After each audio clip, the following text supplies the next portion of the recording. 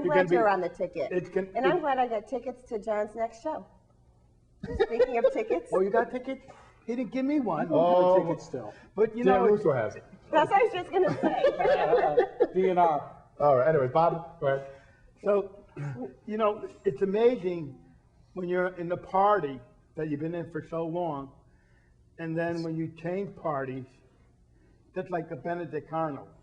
It is so... It's a stab in the back that a person like you run so dedicated for so many years, and the people that were, quote, supposed to be your great friends, just turn around and don't want to have nothing to do with you.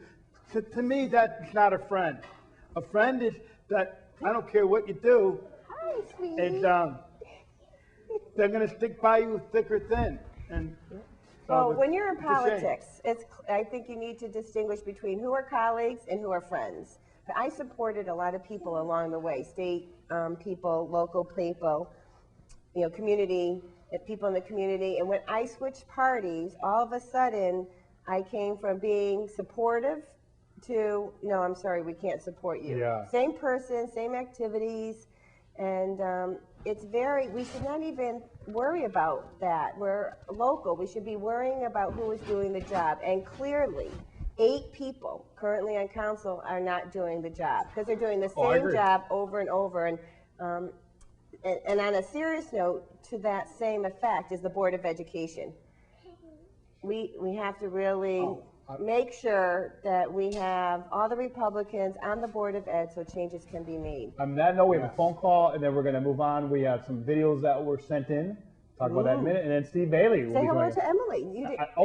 Hi, Emily. Emily ran out and crashed the Can we show. say hi to Tommy and Danny? They're watching. Yeah, of course. Plug, of course. Hi, Plug Tommy. the Hi, kids. Danny. Hi, Tommy. Hi, Tommy. Hi, Hi, Danny. Big Tom. I know you're not in bed. Tom, you forgot your twins. Go to bed. No. Hi, not you're yet. on live TV. Hello. Hello. Hello. Good evening. Hi. Good. This is Frannie Patanaude.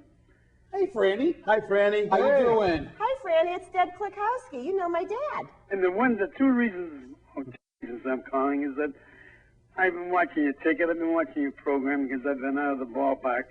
But Debbie, good luck to you. Thank you. I remember you when I was growing up. Well, I haven't grown up yet. Too bad you weren't. Frannie, you got to come on the show. Yeah, my dad was just asking about you. So next time he's here, I'm going to tell him to give you a call. This is a personal thing. I hope you win. Thank you. And I'm with you. Thank you. Do you have any advice? I got a lot of advice. Oh, that's a whole different show. It takes a lot of time. But I want to wish Bob Sufferite good luck too. The whole ticket. Thank you, But what Frannie. I'm saying, especially you 2 people, I know you work hard.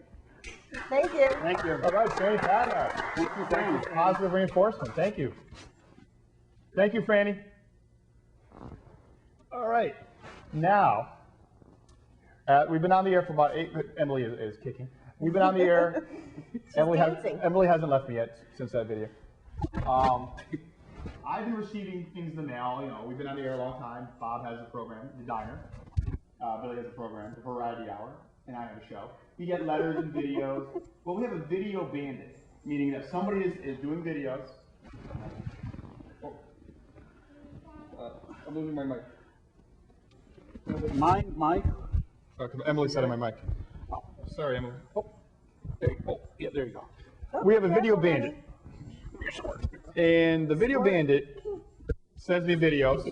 They're exciting. We're going to show 2 videos back to back. One is called The Exorcist. Billy showed it on the show already. It's on YouTube. And the other is called The Real World. I think they're interesting. I think they're funny. Hopefully we can hear the audio out here. And we'll be back in about 7 minutes with Steve Bayley. So we'll clap. Yay!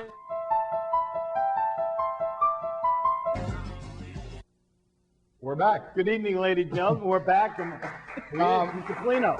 I'd like to thank Dan Russo for the videos. I appreciate it. You know, I talked about... one with the special invitation. Yeah. Yes, Bob. I have one question for you. Yes, Bob. You know, I'm waiting for some phone calls. Do the Democrats know how to dial a phone? Or do we have to Wait, teach they're not used to having phones on TV shows. Well, so that's a new concept. Well, to them. wait a minute. There's a Democrat sitting right here on our right. Oh, yeah, but But that's different. He's from Cromwell, Right. No, but but he's not from Middletown. There's a difference. Yes. oh, I guess you're right. No, I'm saying, but I mean,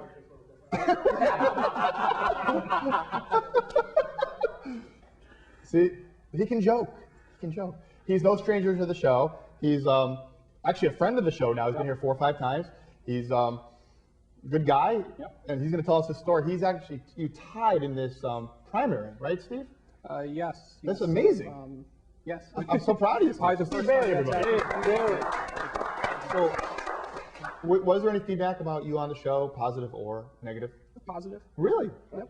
Yeah, that was one of the challenges I had was who is Steve Bayley in Cromwell, and I think by tying for the 4th place seat with Mr. Verricchio in Cromwell, I think I proved that my ideas and my energy and what I could bring to Cromwell really resonated with the voters. Yeah. So Ann Halbozic, who was here last month with me, got in the indoor slate. I also want to congratulate Frank Emanuel and Dave Murphy. They also won the 3 seats. And probably the first time in a long time in Cromwell, there's going to be a runoff October 6th, same place, Cromwell High School, from 6 a.m. to 8 p.m. And it's all open to all registered Democrats. It's just going to be myself and Tony Verricchio this time. And I'm going to continue over the next couple weeks to beat the pavement and do shows like this and let people know who I am. My website's up there. And if you want to check out my website, you can.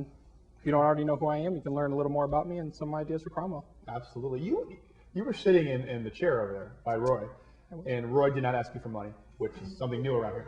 But you're a visionary guy. You're like very much like Debbie in a way where you see the big picture. And David Bauer's like that too, where they see Cromwell or Middletown, 100 years in the future. You want change and good change. Whereas all this minutia we were talking about and joking about, it just must make you nuts. Yeah, It makes no sense, right? There's big issues in Cromwell also, in Middletown. Right. And you have to be able to, in politics, definitely have to not take yourself too seriously sometimes. Absolutely. There's serious issues, and you also have to be able to laugh at yourself and be able to have fun.